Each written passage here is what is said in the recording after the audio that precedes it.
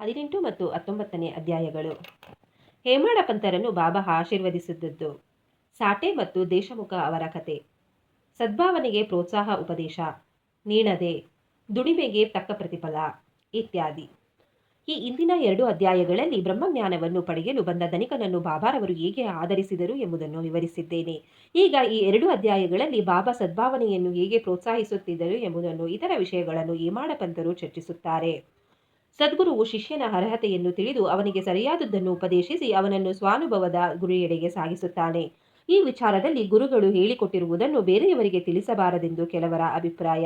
ಅದನ್ನು ಪ್ರಕಟಿಸಿದರೆ ಅದು ನಿಷ್ಪ್ರಯೋಜಕವಾಗುವುದೆಂದು ಅವರು ವಾದಿಸುತ್ತಾರೆ. ಈ ಅಭಿಪ್ರಾಯ ಸರಿಯಲ್ಲ. ಸದ್ಗುರುವು ಮಳೆಗಾಲದ ಮೋಡಗಳಿದ್ದಂತೆ ಧಾರಾಕಾರವಾಗಿ ಅವನು ಮಳೆ ಸುರಿಸಬಲ್ಲನು. ಅಂದರೆ ತನ್ನ ಅಮೃತ ವಚನಗಳನ್ನು ಎಲ್ಲೆಡೆಗೂ ಹರಡಬಲ್ಲನು.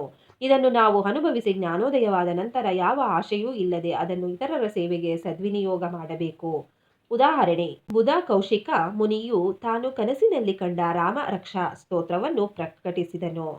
ಮಮತೆಯುಳ್ಳ ಮಾತೆಯು ತಮ್ಮ ಕಂದನ ಆರೋಗ್ಯವನ್ನು ಗಮನದಲ್ಲಿಟ್ಟುಕೊಂಡು ಕೈಯಾದ ಔಷಧಿಗಳನ್ನು ಬಲಾತ್ಕಾರವಾಗಿ ಕಂದನಿಗೆ ಕುಡಿಸುವಂತೆ ಸಂತಶ್ರೇಷ್ಠ ಸಾಯಿಬಾಬರವರು ತಮ್ಮ ಭಕ್ತರಿಗೆ ಆಧ್ಯಾತ್ಮಿಕ ಬೋಧನೆ ಮಾಡುತ್ತಿದ್ದರು. ಅವರು ರೀತಿ ಗುಪ್ತವಾಗಿರದೆ ಎಲ್ಲರಿಗೂ ಗೋಚರಿಸುವಂತಿತ್ತು. ಅವರ ಬೋಧನೆಗಳಿಂದ ನಾವು ಗುರಿ ಸಾಧಿಸಬಹುದಾಗಿತ್ತು. ಬಾಬಾ ಅವರಂಥ ಗುರುಗಳು ತಮ್ಮ ಜ್ಞಾನಚಕ್ಷುಗಳನ್ನು ತೆರೆದು ಆತ್ಮದ ಸೌಂದರ್ಯವನ್ನು ತೋರಿಸಿ ಭಕ್ತಿ ಮಾರ್ಗವನ್ನು ಅವಲಂಬಿಸಲು ಸಹಾಯ ಮಾಡುತ್ತಾರೆ. ಇದಾದ ನಂತರ ನಮ್ಮ ಇಂದ್ರಿಯ ಚಾಪಲ್ಯಗಳು ದೂರವಾಗಿ ವಿವೇಕ ಮತ್ತು ವೈರಾಗ್ಯವೆಂಬ ಅವಳಿ ಜವಳಿ ಫಲಗಳು ನಮ್ಮ ಕರಗತವಾಗುತ್ತವೆ ಮತ್ತು ಪರಮ ಜ್ಞಾನ ಕನಸಿನಲ್ಲಿಯೂ ಸಹ ಉಕ್ಕಿ ಹರಿಯುತ್ತದೆ. ನಾವು ಸದ್ಗುರುವಿನ ಸಂಘದಲ್ಲಿದ್ದು ಅವನ ಪ್ರೀತಿಗೆ ಪಾತ್ರರಾದ ಕೂಡಲೇ ಇವೆಲ್ಲವನ್ನು ಹೊಂದಬಹುದು. ಭಕ್ತರ ಅಭಿಷ್ಟಗಳನ್ನು ನೆರವೇರಿಸುವ ಆ ಪರಮಾತ್ಮನು ಸಹಾಯ ಮಾಡಿ ಕಷ್ಟ ಕಾರ್ಪಣ್ಯಗಳನ್ನು ದೂರ ಮಾಡಿ ನಮಗೆ ಆನಂದವನ್ನು ದೊರಕಿಸಿಕೊಡುತ್ತಾನೆ. ಈ ಪ್ರಗತಿ ಅಥವಾ ಏಳಿಗೆ ಸದ್ಗುರುವಿನ ಸಹಾಯದಿಂದ ಮಾತ್ರವೇ ಸಾಧ್ಯ. ಆದುದರಿಂದ ನಾವು ಯಾವಾಗಲೂ ಸದ್ಗುರುವಿನ ಧ್ಯಾನ ಮಾಡಬೇಕು. ಒಂದು ಸಾರಿ ಶ್ರೀ ಸಾಟೆಯವರಿಗೆ ವ್ಯಾಪಾರದಲ್ಲಿ ಬಹಳ ನಷ್ಟವಾಗಿತ್ತು. ಕೆಲವು ಅನಿರೀಕ್ಷಿತ ಮತ್ತು ಅವರ್ಣನೀಯ ಕಾರಣಗಳಿಂದ ತೊಂದರೆಗಳುಂಟಾಗಿ ಬಹಳ ಬೇಸರಗೊಂಡಿದ್ದರು. ಮನೆಯಲ್ಲಿ ವಿಶ್ರಾಂತಿ ದೊರಕದೇ ಇದ್ದುದರಿಂದ ಬೇರೆ ಎಲ್ಲಿಯಾದರೂ ಹೋಗಿ ಬರೋಣವೆಂದು ಅನಿಸಿತ್ತು. ಎಲ್ಲವೂ ಸುಗಮವಾಗಿ ಸುಖ ಸಂತೋಷಗಳಲ್ಲಿರುವಾಗ ಮಾನವನು ಪರಮಾತ್ಮನನ್ನೇ ಸ್ಮರಿಸುವುದೇ ಇಲ್ಲ. ಕಷ್ಟ ಕಾರ್ಪಣ್ಯಗಳು ತಲೆದೂರಿದಾಗ ಮಾತ್ರ ಪರಮಾತ್ಮನ ನೆನಪು ಬರುತ್ತದೆ. ಇದು ಮಾನವನ ಸಹಜ ಸ್ವಭಾವ. ಅವನ ಕರ್ಮ ಸವೆದಿದ್ದರೆ ಮಾತ್ರ ಪರಮಾತ್ಮನು ಸಮಾಧಾನ ಮತ್ತು ಸಂತೋಷವನ್ನು ಕೊಡಬಲ್ಲ. ಸದ್ಗುರುವಿನ ಸಂಪರ್ಕಕ್ಕೆ ದಾರಿ ತೋರುವನು. ಶ್ರೀ ಸಾಟೆಯವರಿಗೆ ಅದು ಅನುಭವವಾಯಿತು. ಅವರ ಸ್ನೇಹಿತರು ಶಿರಡಿಗೆ ಹೋಗಿ ಬಾಬಾರವರ ದರ್ಶನ ಪಡೆದರೆ ಎಲ್ಲವೂ ಸರಿಯೋಗುತ್ತದೆ ಎಂದು ಹೇಳಿದರು. ಇದನ್ನು ಮನಗಂಡು ಅವರು 1917ರಲ್ಲಿ ಶಿರಡಿಗೆ ಬಂದರು. ಬಾಬಾರವರ ಶಾಂತಿಯುತವಾದ ಮಂದಸ್ಮಿತ ವದನವನ್ನು ನೋಡಿದ ಕೂಡಲೇ ಆನಂದದಿಂದ ಅವರು ಶಾಂತಿ ಪಡೆದರು. ಬಾಬಾರವರ ದರ್ಶನ ಸೌಲಭ್ಯ ಒದಗಿದುದು ತಮ್ಮ ಪೂರ್ವಜನ್ಮದ ಪುಣ್ಯದ ಫಲವೇ ಸರಿ ಎಂದು ಅವರು ಭಾವಿಸಿದರು. ಶ್ರೀ ಸಾಟೆಯವರು ದೃಢ ಸಂಕಲ್ಪಿಗಳು. ಆದುದರಿಂದ ಅವರು ಗುರುಚರಿತ್ರೆಯನ್ನು ಪಠಣ ಮಾಡಲಾರಂಭಿಸಿದರು. ಆ ಗ್ರಂಥವನ್ನು 1 ಸಪ್ತಾಹದಲ್ಲಿ ಮುಗಿಸಿದಾಗ ಬಾಬಾರವರು ಆ ಹಿಂದಿನ ರಾತ್ರಿ ಅವರಿಗೆ ಕನಸಿನಲ್ಲಿ ದರ್ಶನ ನೀಡಿದರು. ಅವರು ಬಾಬಾ ತಮಗೆ ಗುರುಚರಿತ್ರೆಯನ್ನು ವಿವರಿಸುತ್ತಿರುವ ದೃಶ್ಯವನ್ನು ಕನಸಿನಲ್ಲೇ ಕಂಡರು. ಎಚ್ಚೆತ್ತು ಕನಸನ್ನು ಪುನಃ ನೆನಪಿಗೆ ತೆಗೆದುಕೊಂಡು ಸಂತೋಷಭರಿತರಾದರು. ಅಜ್ಞಾನ ಅಂಧಕಾರದಲ್ಲಿ ಸಿಕ್ಕಿ ತೊಳಲುತ್ತಿದ್ದ ಆತ್ಮವನ್ನು ಗುರುಚರಿತ್ರೆಯ ವಿವರಣೆಯಿಂದ ಎಚ್ಚರಿಸಿ ಆ ಅಮೃತವನ್ನು ಪಡೆಯಲು ನೆರವು ನೀಡಿದ ಬಾಬಾರವರ ದಯೆಯನ್ನು ಹೊಗಳಬೇಕಾದುದೇ ಎಂದು ಭಾವಿಸಿದರು. ಮರುದಿನ ಕಾಕಾ ಸಾಹೇಬರಿಗೆ ತಮ್ಮ ಕನಸನ್ನು ವಿವರಿಸಿ ಆ ಕನಸಿನ ಅರ್ಥವೇನು, ಇನ್ನೊಂದು ಬಾರಿ ಸಪ್ತಾಹ ಮಾಡಬೇಕೇ, ಬಾಬಾರವರಲ್ಲಿ ವಿಚಾರಿಸಿ ಎಂದರು.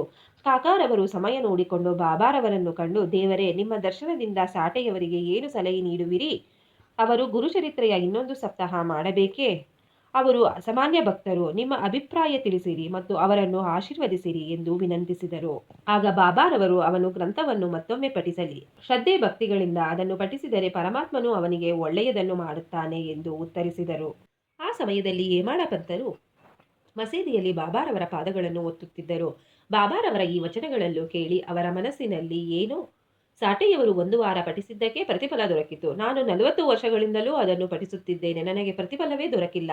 ಅವರು 7 ದಿನಗಳ ಪಠಣದಿಂದಲೇ ಬಯಕೆಗಳು ಈಡೇರಿದವು. ಆದರೆ ನಾನು 7 ವರ್ಷಗಳಿಂದಲೂ ಇಲ್ಲಿಯೇ ಇದ್ದೇನೆ, ಆದರೂ ಕೂಡ ಏನು ಪ್ರಯೋಜನವಾಗಿಲ್ಲ.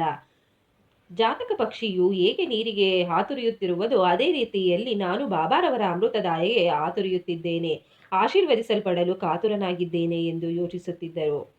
ಹೇಮಾಡ ಪಂತರ ಮನದಲ್ಲಿ ಈ ತರದ ಯೋಚನೆ ಸುಳಿಯಲಾರಂಭಿಸಿದ ಕೂಡಲೇ ಅದು ಬಾಬಾ ಅವರಿಗೆ ತಿಳಿಯಿತು. ಅವರಿಗೆ ಭಕ್ತರ ಮನಸ್ಸನ್ನು ಗ್ರಹಿಸುವ ಶಕ್ತಿ ಇದ್ದದ್ದು ಅವರ ಅನೇಕ ಭಕ್ತರ ಅನುಭವ. ಭಕ್ತರ ದುರ್ಭಾವನೆಗಳನ್ನು ಅಡಗಿಸಿ ಸದ್ಭಾವನೆಗಳನ್ನು ಪ್ರೋತ್ಸಾಹಿಸುತ್ತಿದ್ದರು. ಬಾಬಾರವರು ಕೂಡಲೇ ಇಮಾಡ ಪಂತರ ಮನಸ್ಸನ್ನು ಓದಿ, ನೀನು ಹೋಗಿ ಶ್ಯಾಮ ಅವರಿಂದ 15 ರು ದಕ್ಷಿಣೆ ತೆಗೆದುಕೊಂಡು ಬಾ, ಅಲ್ಲಿಯೇ ಸ್ವಲ್ಪ ಹೊತ್ತು ಆನಂದದಿಂದ ವಿರಮಿಸು ಎಂದು ಹೇಳಿ ಕಳುಹಿಸಿದರು.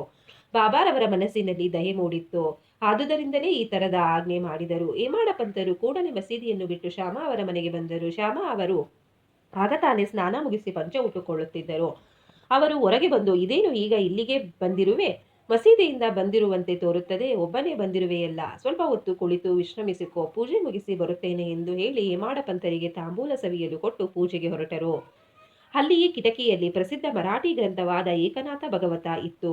ಸಾಯಿಬಾಬರವರ ಸಲಹೆ ಮೇರೆಗೆ ಶ್ರೀಗಳಾದ ಪಾಪು ಸಾಹೇಬ ಜೋಗ ಮತ್ತು ಕಾಕಾ ದೀಕ್ಷಿತ ಅವರು ಪ್ರತಿ ದಿವಸವೂ ಶಿರಡಿಯಲ್ಲಿ ಭಗವದ್ಗೀತೆ ಮತ್ತು ಮರಾಠಿ ಟೀಕಾರ್ಥವಾದ ಭಾವಾರ್ಥ ದೀಪಿಕಾ ಅಥವಾ ಜ್ಞಾನೇಶ್ವರಿ ನಾಥ ಭಗವತ ಮತ್ತು ಭಾವಾರ್ಥ ರಾಮಾಯಣ ಇವುಗಳನ್ನು ಪಠಿಸುತ್ತಿದ್ದರು. ಭಕ್ತರು ಬಾಬಾ ಅವರಿಗೆ ಪ್ರಶ್ನೆಗಳನ್ನು ಕೇಳಿದಾಗ ಈ ಪುಸ್ತಕಗಳ ಕೆಲವು ಭಾಗಗಳನ್ನು ಬಾಬಾ ಅವರಿಗೆ ಓದಲು ಹೇಳುತ್ತಿದ್ದರು.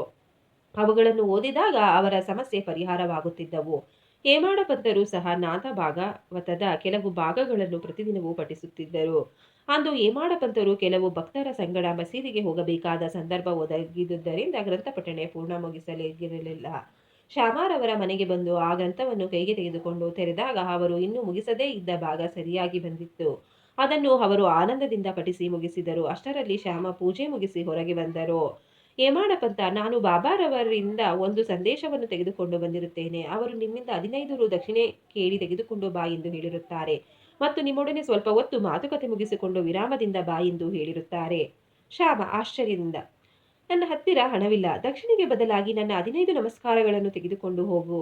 ಹೇಮಾಡ ಪಂತ, ಸರಿ, ನಿಮ್ಮ 15 ನಮಸ್ಕಾರಗಳನ್ನು ತೆಗೆದುಕೊಂಡಿರುತ್ತೇನೆ, ಸ್ವಲ್ಪ ಹೊತ್ತು ಕಾಲ ಕಳೆಯೋಣ.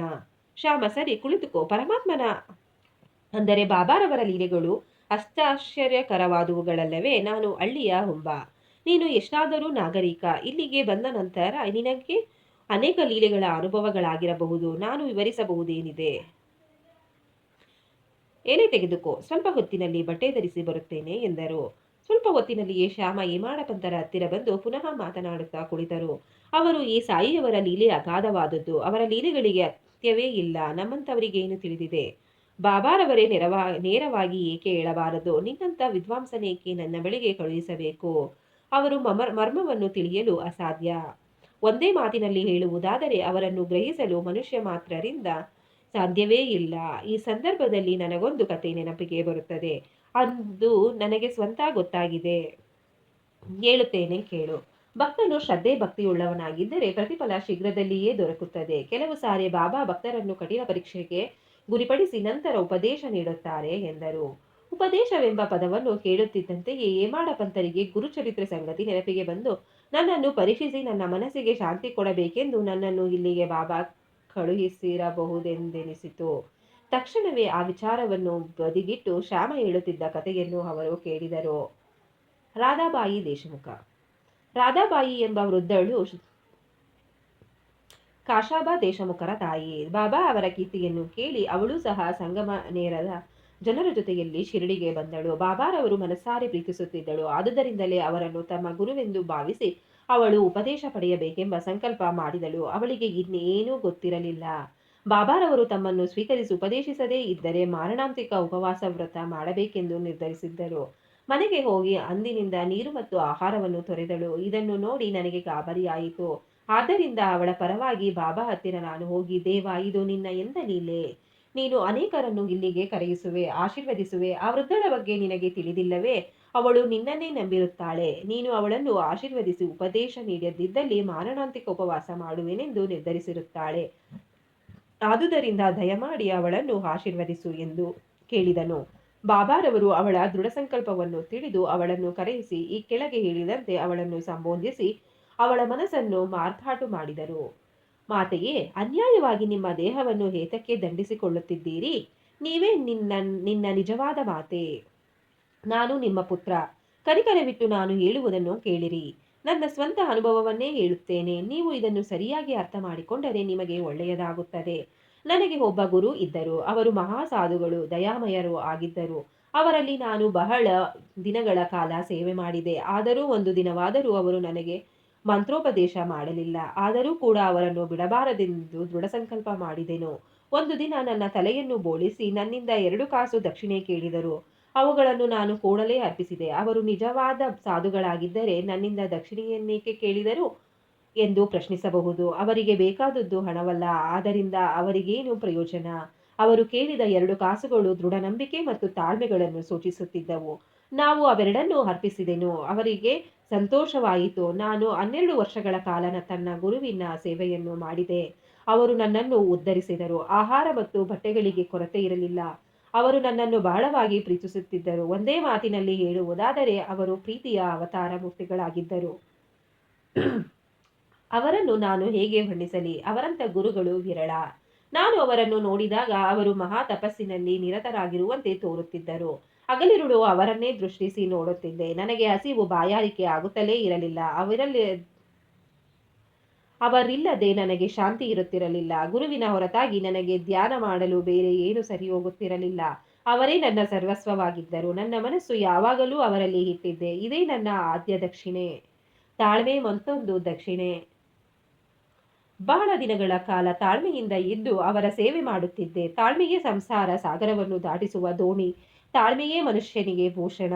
ಅದು ಪಾಪಗಳನ್ನು ನಿರ್ಮೂಲ ಮಾಡಿ ಕಷ್ಟ ಕಾರ್ಪಣ್ಯಗಳನ್ನು ತೊಲಗಿಸಿ ಜಯವನ್ನು ಪಡೆಯಲು ಸಹಾಯವೆಸಗುತ್ತದೆ. ತಾಳ್ಮೆಯೇ ಗುಣಗಳ ಗಣಿ. ವಿಶ್ವಾಸ ಮತ್ತು ತಾಳ್ಮೆ ಅಂದರೆ ಶ್ರದ್ಧೆ ಮತ್ತು ಸಬೂರಿ ಅವಳಿ ಜವಳಿ ಸಹೋದರಗಳಿದ್ದಂತೆ. ನನ್ನ ಗುರುವು ನನ್ನಿಂದ ಇನ್ನೇನು ಬಯಸಲಿಲ್ಲ. ಅವರು ನನ್ನನ್ನು ಸದಾ ರಕ್ಷಿಸುತ್ತಿದ್ದರು. ಕೆಲವು ಸಾರಿ ಅವರೊಡನೆಯೂ ಮತ್ತು ಕೆಲವು ಸಾರಿ ಅವರನ್ನು ಹಗಲಿಯೂ ಇದ್ದೆನು. ಆದರೂ ಅವರ ಪ್ರೇಮ ಅಚಲವಾಗಿತ್ತು. ಯಾವಾಗಲೂ ತಮ್ಮ ಕೃಪಾದೃಷ್ಟಿಯಿಂದ ನನ್ನನ್ನು ಕಾಪಾಡುತ್ತಿದ್ದರು. ತಾಯಿಯೇ ನನ್ನ ಗುರುವು ನನಗೆ ಯಾವ ಮಂತ್ರವನ್ನೂ ಉಪದೇಶಿಸಲಿಲ್ಲ. ಆದ್ದರಿಂದ ನಾನು ನಿಮಗೆ ಏನು ಉಪದೇಶಿಸಲಿ? ಗುರುವಿನ ಕೃಪಾ ಕಟಾಕ್ಷವೇ ಸಂತಸದ ಕಾರಣವೆಂದು ತಿಳಿಯಿರಿ. ಯಾರಿಂದಲೂ ಮಂತ್ರ ಅಥವಾ ಉಪದೇಶ ಪಡೆಯಲು ಪ್ರಯತ್ನಿಸಬೇಡಿ. ನನ್ನನ್ನು ತಮ್ಮ ಭಾವನೆಯ ಪ್ರತೀಕವನ್ನಾಗಿ ಮಾಡಿಕೊಂಡು ನನ್ನಲ್ಲಿ ಅಚಲ ವಿಶ್ವಾಸವಿಡಿ. ನನ್ನನ್ನು ಮನಪೂರ್ವಕವಾಗಿ ನೋಡಿದರೆ ನಾನು ನಿಮ್ಮನ್ನು ಅದೇ ರೀತಿ ನೋಡುತ್ತೇನೆ. ಈ ಮಸೀದಿಯಲ್ಲಿ ಕುಳಿತು ನಾನು ಸದಾ ಸತ್ಯವನ್ನೇ ನುಡಿಯುತ್ತೇನೆ. ಇದಕ್ಕೆ ಯಾವ ಸಾಧನೆಯೂ ಅಥವಾ ಶಾಸ್ತ್ರಗಳ ಪಾಂಡಿತ್ಯವೂ ಬೇಕಿಲ್ಲ. ಯಾರು ಗುರುವನ್ನೇ ಹರಿಹರ ಬ್ರಹ್ಮಾದಿಗಳೆಂದು ಆರಾಧಿಸುವರೋ ಅವರು ಆಶೀರ್ವದಿಸಲ್ಪಡುತ್ತಾರೆ. ಈ ರೀತಿ ಉಪದೇಶಿಸಲ್ಪಟ್ಟ ರಾಧಾಬಾಯಿಯು ಸಂಪೂರ್ಣ ವಿಶ್ವಾಸದಿಂದ ತನ್ನ ಉಪವಾಸವನ್ನು ಬಿಟ್ಟಳು. ಇದನ್ನು ಸಮಯಕ್ಕೆ ಸರಿಯಾಗಿ ಕೇಳಿದ ಹೇಮಾಡ ಪಂತರು ಅಚ್ಚರಿಗೊಂಡರು. ಆನಂದಕ್ಕೆ ಪಾರವಿಲ್ಲದೆ ಅವರು ಕ್ಷಣಕಾಲ ಸ್ತಂಭೀಭೂತರಾದರು. ಇದನ್ನು ನೋಡಿದ ಶ್ಯಾಮ ಅವರು, ಏನು ಸಮಾಚಾರ? ಏತಕ್ಕೆ ಸುಮ್ಮನಿದ್ದೀಯೇ? ಇನ್ನಷ್ಟು ಲೀಲೆಗಳನ್ನು ವಿವರಿಸಲಿ ಎಂದರು. ಆ ಸಮಯಕ್ಕೆ ಸರಿಯಾಗಿ ಮಧ್ಯಾಹ್ನದ ಆರತಿ ಸಮಯವಾಯಿತೆಂದು ಮಸೀದಿಯ ಗಂಟೆ ಬಾರಿಸತೊಡಗಿತು.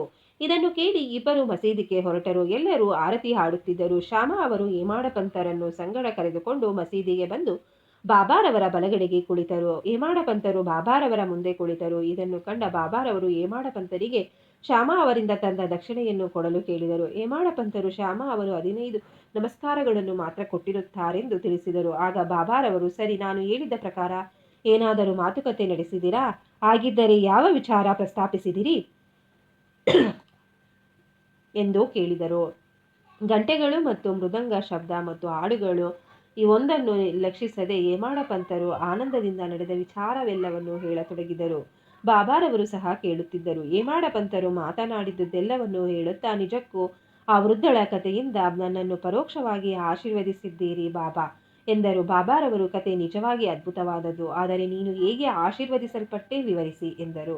ಹೇಮಾಡ ಪಂತರು ಕೇಳಿದ ವಿಷಯವನ್ನೆಲ್ಲವೂ ವಿಷಾದವಾಗಿ ಹೇಳಿದರು. ಬಾಬಾರವರು ಆನಂದದಿಂದ, ನಿನಗೆ ಆ ಕಥೆಯು ಪೂರ್ಣ ಅರ್ಥವಾಯಿತೇ ಎಂದು ಕೇಳಿದರು. ಹೇಮಾಡ ಪಂತರು, ಹೌದು ಬಾಬಾ, ನನಗೆ ಈಗ ಶಾಂತಿ ದೊರಕಿದೆ ಎಂದರು. ಆಗ ಬಾಬಾರವರು, ನನ್ನ ರೀತಿ ಅದ್ವಿತೀಯವಾದದ್ದು. ಈ ಒಂದು ಕಥೆಯನ್ನು ಜ್ಞಾಪಕದಲ್ಲಿಟ್ಟುಕೊಂಡರೆ ನಿನಗೆ ಉಪಯೋಗವಾಗುತ್ತದೆ. ಆತ್ಮಜ್ಞಾನ ದೊರೆಯಬೇಕಾದರೆ ಭಕ್ತಿ ಅತ್ಯವಶ್ಯಕ. ಇದನ್ನು ನಿರಂತರವಾಗಿ ಅಭ್ಯಾಸ ಮಾಡಿದರೆ ನಿನ್ನ ವೃತ್ತಿಗಳು ಸಮಾಧಾನವಾಗುತ್ತವೆ. ಆಶಾರಹಿತವನಾಗಿ ನಿನ್ನ ಮನಸ್ಸನ್ನು ಆ ಪರಮಾತ್ಮನಲ್ಲಿಡು. ಆಗ ಗುರಿಯನ್ನು ಸಾಧಿಸಬಹುದು. ಯಾವಾಗಲೂ ನನ್ನ ನಿರಾಕಾರ ರೂಪವನ್ನೇ ಧ್ಯಾನಿಸು. ಇದು ಸಾಧ್ಯವಿಲ್ಲದಿದ್ದರೆ ಹಗಲಿರುಳು ನೀನು ನೋಡುತ್ತಿರುವ ರೂಪವನ್ನೇ ಧ್ಯಾನಿಸು. ಈ ರೀತಿ ಧ್ಯಾನ ಮಾಡುತ್ತಿದ್ದರೆ ನಿನ್ನ ವೃತ್ತಿಗಳು ಒಂದು ದಾರಿಯನ್ನು ಅನುವರ್ತಿಸುತ್ತವೆ. ಆಗ ಧ್ಯಾನ, ಧ್ಯೇಯ ಇವುಗಳಿಗಿರುವ ವ್ಯತ್ಯಾಸವು ದೂರವಾಗುತ್ತದೆ. ಆಗ ನಿನ್ನ ಮನಸ್ಸು ಬ್ರಹ್ಮನಲ್ಲಿ ಐಕ್ಯವಾಗುತ್ತದೆ.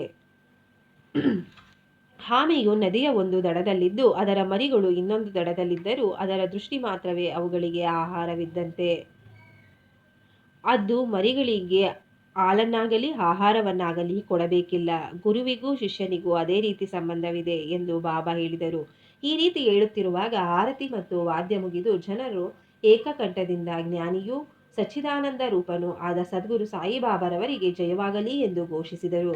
ಇದಾದ ನಂತರ ಪ್ರಸಾದ ವಿನಿಯೋಗವಾಗಿತ್ತು. ಬಾಪು ಸಾಹೇಬ ಜೋಗ ಅವರು ಪ್ರಕಾರ ಬಾಬಾ ಅವರಿಗೆ ನಮಸ್ಕರಿಸಿ ಸಕ್ಕರೆ ಕೊಟ್ಟರು. ಬಾಬಾ ಆಗ ಸಕ್ಕರೆಯನ್ನು ಹೇಮಾಡ ಪಂತರಿಗೆ ಕೊಟ್ಟು, ಈ ಕತೆ ನೀನು ಮನಸಾರೆ ಜ್ಞಾಪಕದಲ್ಲಿಟ್ಟುಕೋ. ನಿನ್ನ ಜೀವನ ಸಕ್ಕರೆಯಷ್ಟೇ ಸಿಹಿಯಾಗುತ್ತದೆ. ನಿನ್ನ ಅಭಿಷ್ಟಗಳೆಲ್ಲವೂ ಸಿದ್ಧಿಸಿ ನೀನು ಸುಖಿಯಾಗಿರುವೆ ಎಂದು ಆಶೀರ್ವದಿಸಿದರು. ವಾಚಕ ಮಹಾಶಯರೇ, ಹೇಮಾಡ ಪಂತರಿಗೆ ಕಲ್ಲು ಸಕ್ಕರೆ ದೊರಕಿತು. ನಮಗೆ ಸಾಹಿ ಲೀಲಾಮೃತ ದೊರಕಿತು. ಅದನ್ನು ಮನದಣಿಯುವಂತೆ ಸೇವಿಸಿ ಪರಮಾತ್ಮನನ್ನು ಧ್ಯಾನಿಸೋಣ.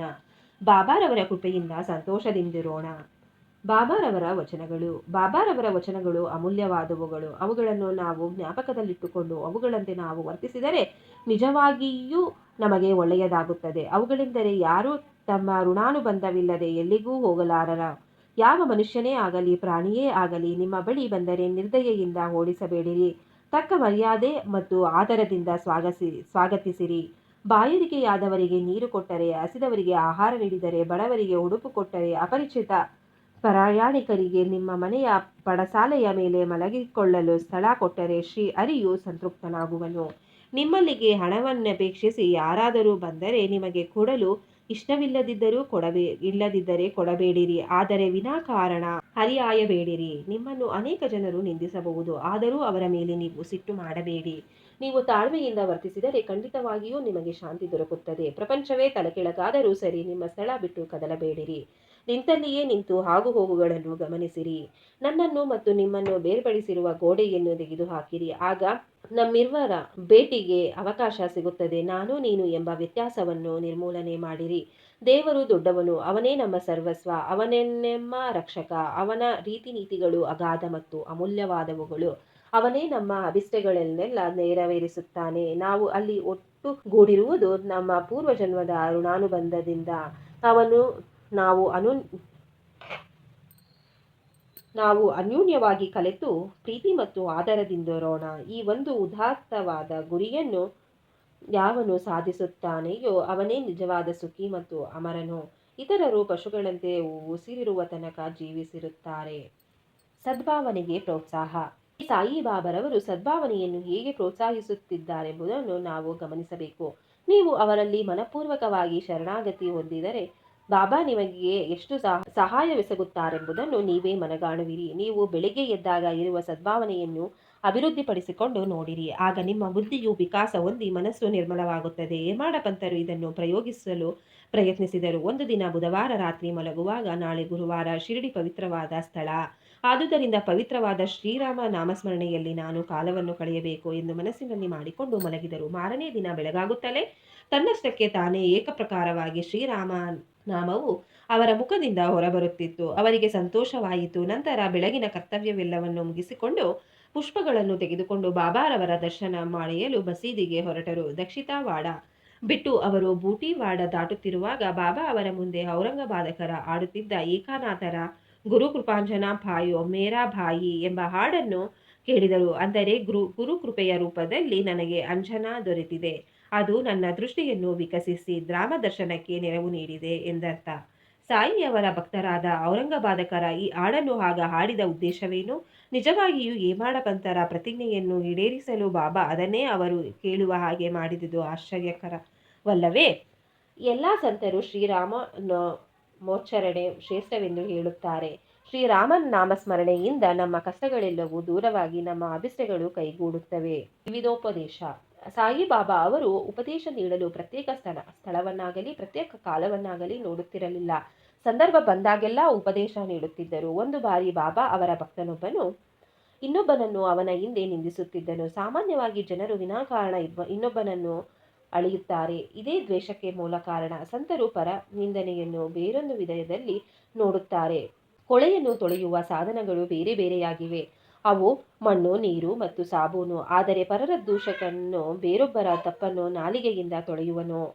ಒಂದು ವಿಧದಲ್ಲಿ ಅವನು ಇನ್ನೊಬ್ಬರನ್ನು ನಿಂದಿಸುವಾಗ ಅವರಿಗೆ ಉಪಕಾರ ಮಾಡುತ್ತಾನೆ. ಸಾಯಿಬಾಬಾ ಅವರು ನಿಂದಿಸುತ್ತಿದ್ದದನ್ನು ತಿದ್ದುತ್ತಿದ್ದ ರೀತಿಯೇ ಬೇರೆ. ಅವರು ತಮ್ಮ ಆತ್ಮಜ್ಞಾನದಿಂದ ಅವನೇನು ಮಾಡಿದ್ದಾನೆಂಬುದನ್ನು ತಿಳಿದು ಲೇಂಡಿಯ ಬಳಿ ಅವನನ್ನು ಸಂಧಿಸಿದಾಗ ಅವನಿಗೆ ಕೊಳೆಯನ್ನು ತಿನ್ನುತ್ತಿದ್ದ ಹಂದಿಯನ್ನು ತೋರಿಸಿ, ನೋಡು ಎಷ್ಟು ರುಚಿಯಾಗಿದೆ ಎಂದು, ಅದು ಕೊಳೆಯನ್ನು ತಿನ್ನುತ್ತಿದೆ. ನಿನ್ನ ರೀತಿಯು ಅದಕ್ಕೆ ಸಮಾನವಾಗಿದೆ. ನಿನ್ನ ಸಹೋದರನನ್ನೇ ನೀನು ನಿಂದಿಸುತ್ತಿರುವೆ. ಪೂರ್ವಜನ್ಮದ ಸುಕೃತದಿಂದ ನಿನಗೆ ಈ ಮಾನವ ಜನ್ಮ ಲಭಿಸಿದೆ. ಈ ಜನ್ಮದಲ್ಲಿ ನೀನು ಈ ರೀತಿ ವರ್ತಿಸಿದರೆ ಶಿರಡಿಯು ಯಾವ ರೀತಿಯಲ್ಲಿ ಸಹಾಯ ಮಾಡಬಹುದು ಎಂದು ಕೇಳಿದರು. ಭಕ್ತನು ಇದರಿಂದ ಪಾಠ ಕಲಿತುಕೊಂಡನು ಎಂಬುದನ್ನು ಬೇರೆ ಹೇಳುವ ಅಗತ್ಯವಿಲ್ಲ. ಈ ರೀತಿ ಬಾಬಾ ನಮಗೆ ಸಂದರ್ಭ ಒದಗಿದಾಗ ನೀತಿ ಬೋಧಿಸುತ್ತಿದ್ದರು. ಅದನ್ನು ನಾವು ಗಮನಿಸಿ ಅದರಂತೆ ನಡೆದುಕೊಂಡರೆ ನಮ್ಮ ಆಧ್ಯಾತ್ಮಿಕ ಗುರಿ ನಮ್ಮಿಂದ ದೂರವಿರಲಾರದು. ತಮ್ಮನ್ನು ಕೇವಲ ಮನುಷ್ಯ ಮಾತ್ರರೆಂದು ತಿಳಿದಿದ್ದ ಕೆಲವರ ತಪ್ಪು ಅಭಿಪ್ರಾಯವನ್ನು ಹೋಗಲಾಡಿಸಲು ಬಾಬಾ ಪೃಥ್ವಿ ಆಪ್, ತೇಜಸ್ಸು, ವಾಯು, ಸ್ವರ್ಗ ಇವುಗಳಲ್ಲಿ ವ್ಯಾಪಿಸಿರುವ ಸರ್ವವ್ಯಾಪಿ ನಾನು ಎಂದು ಹೇಳಿರುತ್ತಾರೆ. ದೇವರು ಸಾಯಿ ರೂಪದಲ್ಲಿ ಅವತರಿಸಿದರೂ ಯಾರು ಅವರನ್ನು ಯಾವಾಗಲೂ ಸ್ಮರಿಸುತ್ತಾ ಅವರನ್ನೇ ತಮ್ಮ ಏಕಮಾತ್ರ ಆಶ್ರಯವಾಗಿ ಮಾಡಿಕೊಂಡಿರುತ್ತಾರೆಯೋ ಅವರು ಸಿಹಿ ಮತ್ತು ಸಕ್ಕರೆ, ಅಲೆ ಮತ್ತು ಕಡಲು, ನೇತ್ರ ಮತ್ತು ಕಾಂತಿಯಂತೆ ದೇವರಲ್ಲಿ ಏಕಾಗ್ರತೆಯನ್ನು ಮುಟ್ಟುತ್ತಾರೆ. ಯಾರು ಜನನ ಮರಗಳೆಂಬ ವ್ಯೂಹದಿಂದ ತಪ್ಪಿಸಿಕೊಳ್ಳಲಿಚ್ಛಿಸುತ್ತಾರೆಯೋ ಅಂಥವರು ಸತ್ಯಪರವರಾಗಿರುತ್ತಾರೆ. ಯಾವ ಮನುಷ್ಯನಿಗೆ ನೋವನ್ನುಂಟು ಮಾಡುವಂತಹ ಮಾತುಗಳನ್ನು ಆಡಬಾರದು. ಯಾವಾಗಲೂ ಸತ್ಯಪರವಾಗಿ ತಮ್ಮ ತನು ಮನ ಧನಗಳನ್ನು ಆ ಭಗವಂತನಲ್ಲಿ ಅರ್ಪಿಸಬೇಕು. ಆಗ ಅವರು ಹೆದರಬೇಕಿಲ್ಲ. ಯಾರು ಸಾಯಿಯವರನ್ನು ಯಾವಾಗಲೂ ಧ್ಯಾನ ಮಾಡುತ್ತಾ ಜಪಿಸುತ್ತಾರೆಯೋ ಆಡುತ್ತಾರೆಯೋ ಅವರ ಇತರ ಯೋಚನೆಗಳಿಲ್ಲದೆ ಏಕಾಗ್ರ ಚಿತ್ತದಿಂದ ಧ್ಯಾನ ಮಾಡುತ್ತಾರೆಯೋ ಅವರು ಆತ್ಮಜ್ಞಾನವನ್ನು ಖಂಡಿತವಾಗಿಯೂ ಪಡೆಯುತ್ತಾರೆ. ಬಾಬಾ ಅನೇಕರಿಗೆ ನನ್ನನ್ನು ಯಾವಾಗಲೂ ಸ್ಮರಿಸಿರಿ, ನನ್ನಲ್ಲಿ ಆಶ್ರಯ ಪಡೆಯಿರಿ ಎಂದು ಹೇಳುತ್ತಿದ್ದರು. ದೇವರು ಯಾರು ಎಂದು ತಿಳಿಯಲು ಇಚ್ಛಿಸಿದವರಿಗೆ ಶ್ರವಣ ಮತ್ತು ಮನನವನ್ನು ಅಭ್ಯಾಸ ಮಾಡುವಂತೆ ಹೇಳುತ್ತಿದ್ದರು. ಕೆಲವರಿಗೆ ಹರಿನಾಮ ಸ್ಮರಣೆಯನ್ನು ಮಾಡುವಂತೆ, ಕೆಲವರಿಗೆ ಪರಮಾತ್ಮನ ಲೀಲೆಗಳನ್ನು ಶ್ರವಣ ಮಾಡುವಂತೆ, ಕೆಲವರಿಗೆ ಹರಿಯ ಪಾದ ಪೂಜೆ ಮಾಡುವಂತೆಯೂ ಮತ್ತು ಕೆಲವರಿಗೆ ಉದ್ದತ್ತವಾದ ಪುರಾಣ ಗ್ರಂಥಗಳಾದ ಜ್ಞಾನೇಶ್ವರಿ ಮುಂತಾದ ಗ್ರಂಥಗಳನ್ನು ಓದುವಂತೆಯೂ ಹೇಳುತ್ತಿದ್ದರು. ಅನೇಕರಿಗೆ ವಿಷ್ಣು ಸಹಸ್ರನಾಮ ಪಠಣ ಮಾಡುವಂತೆ ಹೇಳುತ್ತಿದ್ದರು. ಕೆಲವರು ತಮ್ಮ ಹತ್ತಿರ ಕೂಡಿಸಿಕೊಳ್ಳುತ್ತಿದ್ದರು. ಮತ್ತೆ ಕೆಲವರನ್ನು ಖಾಂಡೋಬ ದೇವಸ್ಥಾನಕ್ಕೆ ಕಳುಹಿಸುತ್ತಿದ್ದರು. ಮಿಕ್ಕವರಿಗೆ ಛಂದೋಗ್ಯೋಪನಿಷತ್ತುಗಳನ್ನಾಗಲಿ ಗೀತೆಯನ್ನಾಗಲಿ ಪಠಿಸಲು ಹೇಳುತ್ತಿದ್ದರು. ಅವರ ಉಪದೇಶಗಳಿಗೆ ಮಿತಿಯಿರಲಿಲ್ಲ. ಕೆಲವರು ಕುಡುಕರಿಗೆ ಕನಸಿನಲ್ಲಿ ಕಾಣಿಸಿಕೊಂಡು ಅವರ ಎದೆಯ ಮೇಲೆ ಕುಳಿತು ನೋವು ಮಾಡಿ ಅವರ ಕುಡಿಯುವುದಿಲ್ಲವೆಂದು ಮಾತು ಕೊಟ್ಟು ಹೊರತು ಬಿಡುತ್ತಿರಲಿಲ್ಲ. ಕೆಲವರಿಗೆ ಕನಸಿನಲ್ಲಿ ಗುರುರ್ ಬ್ರಹ್ಮಾದಿ ಮಂತ್ರವಾದ ಅರ್ಥವನ್ನು ವಿವರಿಸುತ್ತಿದ್ದರು. ಹಠಯೋಗ ಸಾಧಕರನ್ನು ಬರಮಾಡಿಕೊಂಡು ಅದನ್ನು ಬಿಡುವಂತೆ ಹೇಳಿ ಶಾಂತಿ ಮತ್ತು ತಾಳ್ಮೆ ಬೋಧಿಸುತ್ತಿದ್ದರು. ಅವರ ರೀತಿ ನೀತಿಗಳನ್ನು ವರ್ಣಿಸಲು ಸಾಧ್ಯ. ಪ್ರಪಂಚದ ವ್ಯವಹಾರದಲ್ಲಿ ಸಾಮಾನ್ಯವಾಗಿ ತಮ್ಮ ಸ್ವಂತ ನಡವಳಿಕೆಯಿಂದಲೇ ಬಾಬಾ ಪಟ ಕಳಿಸುತ್ತಿದ್ದರು. ಅವುಗಳಲ್ಲಿ ಒಂದನ್ನು ಕೆಳಗೆ ಕೊಟ್ಟಿದೆ: ಶ್ರಮಜೀವಿಗಳಿಗೆ ಸಂಭಾವನೆ. ಒಂದು ದಿನ ಮಧ್ಯಾಹ್ನ ಸಾಯಿಬಾಬಾ ಅವರು ರಾಧಾಕೃಷ್ಣ ಮಾಯಿ ಅವರ ಮನೆ ಬಳಿಗೆ ಬಂದು ಏಣಿ ತೆಗೆದುಕೊಂಡು ಬನ್ನಿ ಎಂದರು. ಕೆಲವರು ಏಣಿ ತೆಗೆದುಕೊಂಡು ಬಂದ ಬಾಬಾ ಅವರ ಆಜ್ಞೆಯಂತೆ ಗೋಡೆಗೆ ಹೊರಗಿಸಿದರು. ಆಗ ಅವರು ವಾಮನ ಗೊಂದಾಕಾರ ಅವರ ಮನೆ ಮೇಲೆ ಹತ್ತಿ ರಾಧಾಕೃಷ್ಣ ಮಾಯಿ ಅವರ ಮನೆ ಮೇಲೆ ಬಂದು ನಂತರ ಕೆಳಗಿಳಿದರು. ಬಾಬಾ ಅವರ ಈ ನಡತೆ ಯಾರಿಗೂ ಅರ್ಥವಾಗಲಿಲ್ಲ. ರಾಧಾಕೃಷ್ಣ ಮಾಯಿಯವರು ಆಗ ಚಳಿ ಜ್ವರದಿಂದ ಬಳಲುತ್ತಿದ್ದರು. ಆ ಜ್ವರವನ್ನು ಹೋಗಲಾಡಿಸಲು ಬಾಬಾ ಅವರು ಹಾಗೆ ನಡೆದುಕೊಂಡರು. ಮಾಳಿಗೆಯಿಂದ ಕೆಳಗಿಳಿದ ತಕ್ಷಣ ಬಾಬಾ ಏಣಿಯನ್ನು ತಂದು ಕೊಟ್ಟವನಿಗೆ 2 ರೂಗಳನ್ನು ಕೊಟ್ಟರು. ಕೆಲವರು ಧೈರ್ಯ ಮಾಡಿ, ಬಾಬಾ ಇಷ್ಟು ಕೆಲಸಕ್ಕೆ ಅವನಿಗೆ ಏಕೆ ಅಷ್ಟು ಹಣ ಕೊಟ್ಟಿರಿ ಎಂದು ಹೇಳಿದರು. ಆಗ ಅವರು, ಇತರರ ಶ್ರಮವನ್ನು ಯಾರು ಪುಕ್ಕಟೆ ಪಡೆಯಬಾರದು ಎಂದು ಉತ್ತರಿಸಿದರು. ಕೆಲಸಗಾರರಿಗೆ ಕೂಲಿಯನ್ನು ಧಾರಾಳವಾದ ಮನಸ್ಸಿನಿಂದ ತಪ್ಪದೇ ಕೊಡಬೇಕು. ಬಾಬಾ ಅವರ ತತ್ವವನ್ನು ಅನುಷ್ಠಾನಕ್ಕೆ ತಂದರೆ ಕೆಲಸಗಾರರಿಗೂ ಮಾಲೀಕರಿಗೂ ವಿರಸೆ ಬರುವುದಿಲ್ಲ. ಶ್ರೀ ಸಾಯಿ